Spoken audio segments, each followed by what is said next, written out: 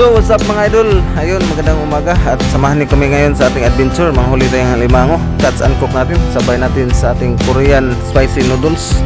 So ayan, dito mga idol ay malalim na ang dagat at kailangan na nating iangat yung huli natin. So let's go. Kailangan na nating pakuluan yung mga seafoods na huli natin, tapos ilagay natin sa pinakuluan na tubig yung ating noodles, Korean spicy, napakaanghang mga idol.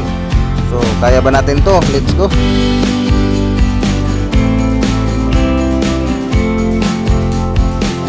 Ayan na po at lutong-luto na ating Korean spicy noodles na may totoong seafoods, yung catch and cook natin. So wala nang intro-intro, kain na. Let's go. Kaon ta mga sano.